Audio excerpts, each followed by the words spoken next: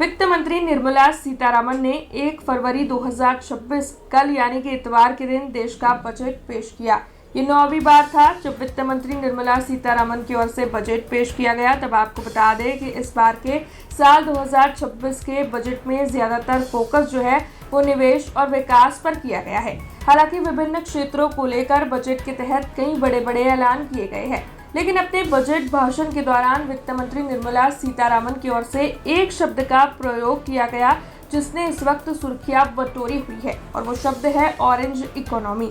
कल के अपने बजट भाषण के दौरान वित्त मंत्री निर्मला सीतारमण की ओर से ऑरेंज इकोनॉमी शब्द का इस्तेमाल किया गया था। हालांकि इस टर्म से आप यकीनन ही अवगत नहीं होंगे। तब आखिरकार ये शब्द क्या है, इसका मतलब क्या है, इस शब्द का इस्तेमाल क्यों किया गया है, ये सब कुछ जानेंगे हम आज के इस खास वीडियो में। लेकिन उससे पहले वीआरजी न्यूज में आप सभी का स्वागत है। ऑरेंज इकोनॉमी, जिसे रचनात्मक अर्थव्यवस्था यानी कि क्रिएटिव इकोनॉमी भी कहा जाता है, ये उन उद्योगों का समूह है जो व्यक्तिगत प्रतिभा, कौशल्य और बौद्धिक संपदा पर आधारित होते हैं। इसका नाम ऑरेंज इसीलिए रखा गया है क्योंकि वैश्विक स्तर पर इस रंग को रचनात्मकता और संस्कृति से जोड़कर देखा जाता है। अब इसमें मुख्य रूप से ये क्षेत्र शामिल है, जैसे कि डिजिटल कंटेंट यानी कि यूट्यूब, इंस्टाग्राम रील और पॉडकास्ट, एंटरटेनमेंट यानी कि फिल्म, संगीत, ओटीटी प्लेटफॉर्म और लाइव कंसर्ट, तो वहीं टेक्नोलॉजी यानी कि गेमिंग, एनिमेशन और सॉफ्टवेयर डिजाइन, साथ ही कला और डिजाइन जैसे कि फैशन, वास्तुकला, विज्ञापन और सांस्कृतिक पर्यटन। बजट 2026-27 में इस क्षेत्र को मुख्यधारा में लाने के लिए कई क्रांतिकारी कदम उठाए गए हैं, जिनका आम जनता पर सीधा प्रभाव पड़ेगा।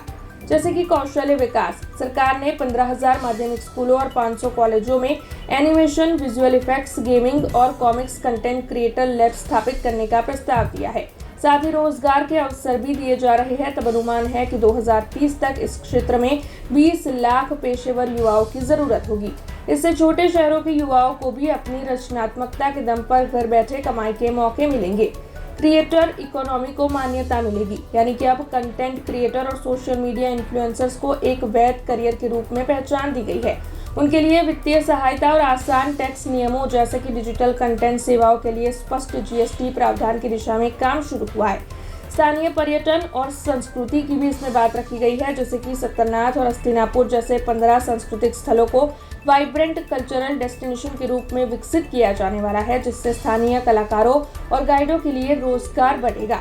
तो वहीं पूर्वी भारत में एक नया नेशनल इंस्टीट्यूट ऑफ डिजाइन खोलने का प्रस्ताव है, जिससे मध्यम वर्ग के छात्रों को वैश्विक स्तर की शिक्षा सुलभ होगी।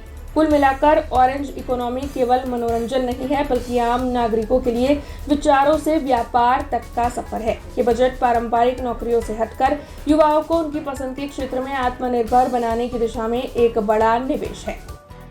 तो यही है ऑरेंज इकोनॉमी का मतलब। ऑरेंज इकोनॉमी के तहत जो है वो युवाओं को रोजगार देने की दिशा में एक बड़ा कदम इस बार के बजट में उठाया जाने वाला है। ऐसी ही जानकारियां लेकर फिर लौटेंगे। आप देखते रहे वीआरजी न्यूज। धन्यवाद।